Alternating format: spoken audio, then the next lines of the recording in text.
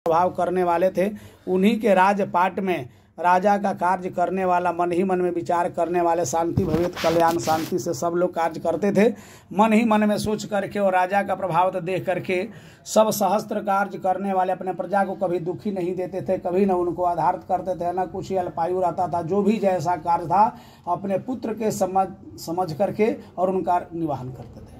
कोई कोला भोल सिरंजी नाम का राजा एक आया और दुश्मनी कार्य करने के लिए उनका राज पर आक्रमण करके और उनका अपने राज से निकाल देता है। राज निकाल करके अपना जो भी धन था ले करके चला गया। अब केवल अपने राज में आ करके और राजा सूरत अपने राज को चलाने लगे। कुछ समय के बाद कोला भिलंसी राजा वहां पर भी शत्रुओं को लेकर के और अपना काश करके और इन पर आक्रमण किया। आक्रमण करने के बाद में राजा त्राही त्राही होकर के और वहां से भी धन जन को लेकर के भाग जाते हैं। तो न कुछ रहने के कारण से वन में जा करके और अपना कार्य करने लगे। वन वन में घूम करके कार्य करते हैं, वन से ही प्राप्ति करके और अपना कार्य करके बेचते हैं, खाते हैं, लकड़ी को काट काट कार्य करने लगे। उसी समय में जाते हैं कोमल शरीर से अधित करने वाला, वहां पर जा करके और ऋषि के पास में गए तो वहां मेघा मुनि के आश्रम में जा करके पूछे कि हे सरकार, ऐसा कौन सा व्रत उपाय करें जो करने से हमारा मन विचलित हो रहा है उसको शांति हो जाए। हम जानते हैं कि राजा हमारा सब धन को छीन लिया है, लेकिन तब पर भी धन का मोह नहीं जाता, ऐसा कोई उपाय बताए।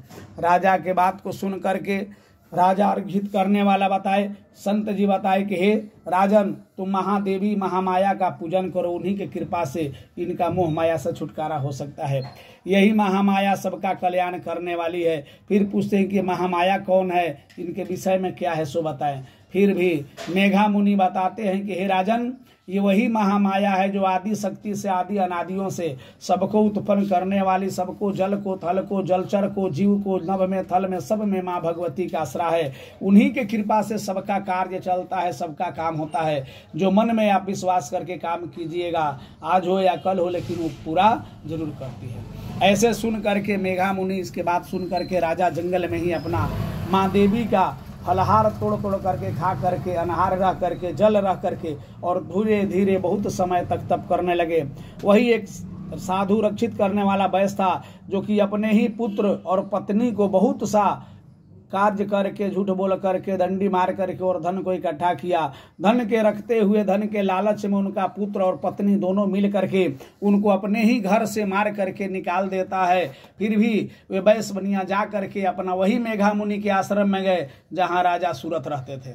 जाकर ये भी पूछे कि हे सरकार, ऐसा कोई व्रत बताएं जो कि करने से हमें कल्याण हो सके, कौन सा उपाय करें। हमारा धन तो पुत्र और पत्नी दोनों ने मिल करके ले लिया और हम ही को बार बार सताता है, लोग मार के घर से भगा दिया, लेकिन तब पर भी बाल बच्चा का मोह नहीं छूटता है, ऐसा कोई उपाय बताएं। फिर मेघा मुनि वही बताते हैं कि देवी का आराधना करो, वही महामाया सबका कल्याण करेगी, जो इच्छा होगा वही करेगी, उन्हीं के शरण में जाओ।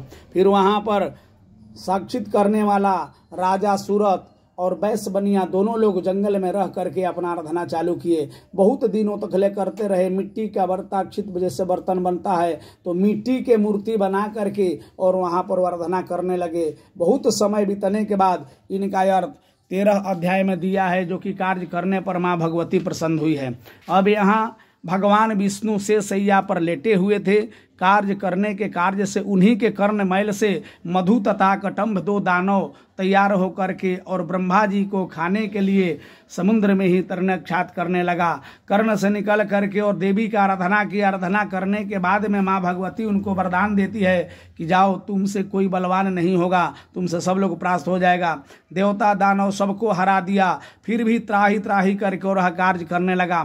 फिर उसी समय ब्रह्मा जी को देख करके कि अधित पर कमल के आसन पर बैठ करके एक प्राणी यहाँ विचित्र बैठा हुआ है, 3 मूड़ी से लेकर के रखा है, वे प्राणियों को समझ करके उनको खाने के लिए दौड़ पड़ा। उसी समय माँ भगवती की आराधना ब्रह्मा जी करते हैं कि हे देवी, चराचर को चलने वाली, जगत को चलाने वाली आप भगवान विष्णु को हमारे प्रति उत्साह कीजिए और उनको सोए निंद्रा से जगा दीजिए, नहीं तो मधु कटम दोनों हमको खा जाएगा। ऐसे वचन को सुन करके माँ भगवती आदि शक्ति क्षणिक मात्र में भंवरे का रूप बना करके और जा करके भगवान विष्णु के कर्ण के तले भाव भाव करने लगी। तो भंवरा की आवाज भिक्ष भिक्ष सुन करके, कृंत कृंत सुन करके और वहां से कार्य करने लगी। फिर उस समय भगवान विष्णु का निंद्रा टूटता है और निंद्र टूटने के बाद ही उठ करके सहसा देखे कि ये तो दो दानव ब्रह्म को खाने के लिए आ रहा है, तो वहीं पर युद्ध करने के लिए तैयार हो गए। मल्ल युद्ध 64 वर्षों तक ले किए। करने के बाद में दानव मधु तथा कटम दोनों सुर थे। असुरों ने कहा कि हे विष्णु, हम तुम्हारे युद्ध से प्रसन्न है, तुम वर मांगो, क्या चाहते हो। भगवान विष्णु कहे दानवराज, तुम लोग तो हमसे युद्ध करते हो और हम ही से कहते हो कि वर मांगो, तो भला बैरी और दुश्मन कभी सही वर मांगेगा किसी से? अपने बैर को सधाने के लिए कहता है। तो हम ऐसा ही वर मांगेंगे कि तुम दोनों हमारे हाथे मारे जाओ। ऐसे वचन को सुन करके और दानव कहता है कि ये तो बहुत हम लोग से छल हुआ, हम लोग तो कह दिए हैं, लेकिन ठीक है, वैसे जगह ही हमको वध कीजिए जहाँ की समुद्र का जल चारों पृथ्वी पर न हो। ऐसा अत्याचार किया था। महिषासुर के अत्याचारों से, कार्य से पूरा पृथ्वी जल से जलमग्न होकर के त्राही त्राही होने लगा। वैसे वचन को सुन करके कार्य करने के लिए मन में विचलित होकर के सब लोग त्राही त्राही होने लगा। फिर भी भगवान विष्णु ने उनको वचन को सुन करके आकाश मार्ग में उड़ करके और अपने जंघे पर रख करके और चक्र सुदर्शन द्वारा मधु तथा कटम्भ दोनों को सर को अलग कर देते हैं। उसी समय सरधर अलग हो जाने से भगवान की तैयारी कार्य होने लगा और देवी की वाहन की जय हो, देवियों की जय हो, माँ भगवान अधित करने वाले विष्णु भगवान की जय हो, ऐसे कल्याणकारी देवी की जय हो।